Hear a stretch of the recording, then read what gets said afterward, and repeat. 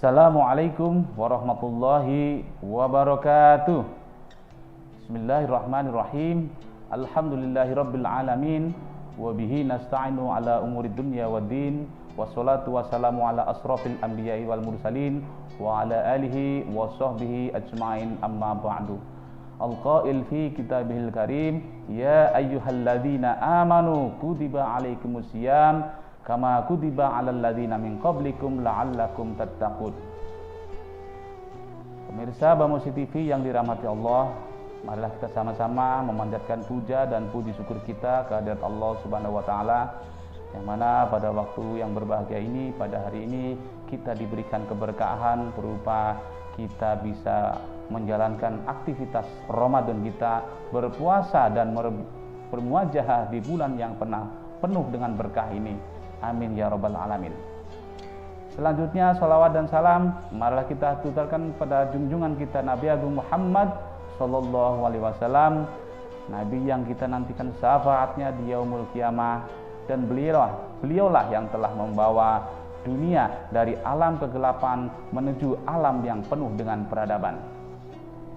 Pemirsa Bamosi TV yang dirahmati oleh Allah Subhanahu wa taala, sebagaimana potongan ayat tadi yang sudah satu ayat tadi, surat Al-Baqarah ayat 183 yang sangat masyhur dan dibacakan ketika bulan Ramadan dan hampir semua orang hafal.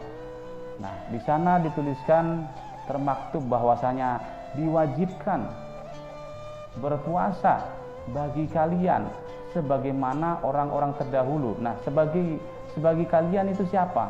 Yang diperintahkan adalah sebelum kalian. Maksudnya kita ada orang berpuasa sebelum kalian.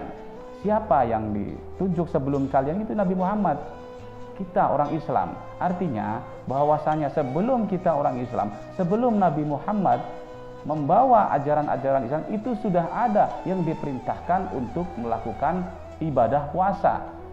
Nah, di sana ada Sayyidina Ishaq alaihissalam, kemudian ada Nabi Musa alaihissalam, terus Nabi Adam alaihissalam juga pernah melakukan puasa sebagai bentuk pertobatan dirinya kepada Allah Subhanahu wa taala atas dosa-dosa yang pernah dilakukan. Nah, puasa ini secara bahasa adalah bahasa Sanskerta upa dan puasa, artinya mendekatkan diri kepada Tuhan yang Maha Esa. Artinya ini bukan sekedar cocok logi atau sekedar cocok-cocokan saja, tapi memang kenyataannya begitu. Nah, kemudian dalam Al-Quran juga dijelaskan bahwasanya puasa adalah bentuk ibadah kita dalam rangka mendekatkan diri kita kepada Allah atau taqarrub ilallah. Nah, ini yang perlu kita ketahui bahwasanya puasa adalah ibadah yang cukup tua, karena umat Islam sebelum melakukan puasa dan umat-umat terdahulu juga sudah melakukan ibadah puasa.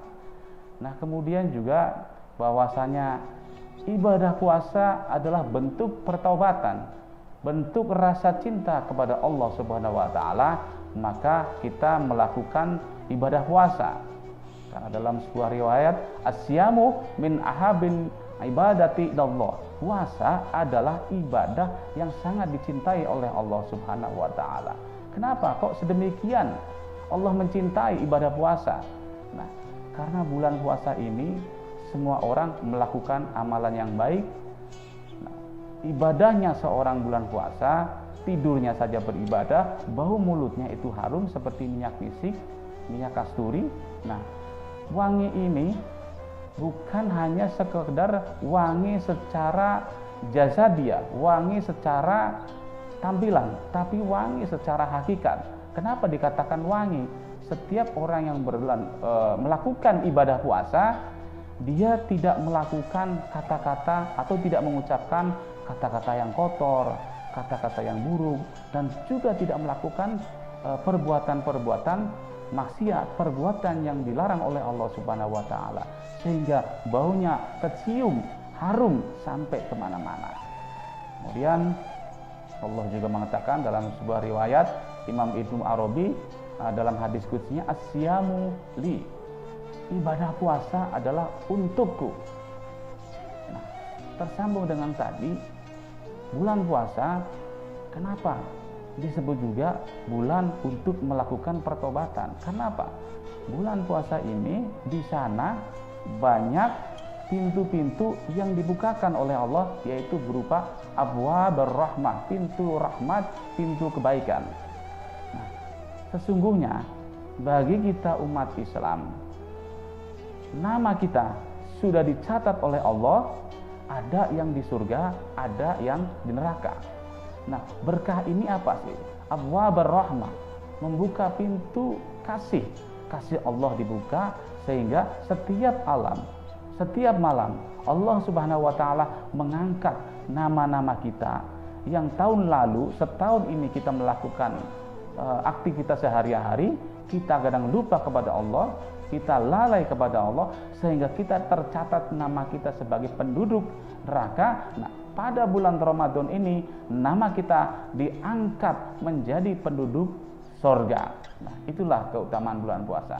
Nah, kemudian bulan puasa ini juga diharapkan, atau puasa yang dicita-citakan, yang diinginkan oleh baginda Rasulullah SAW adalah tidak hanya puasa badania atau yang bersifat jasad.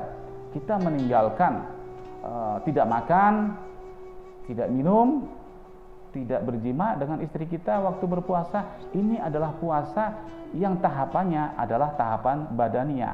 Nah, Rasulullah di sini adalah mengajak bagaimana ayo kita tingkatkan puasa kita kepada tahapan yang lebih tinggi, yaitu puasa hakiki.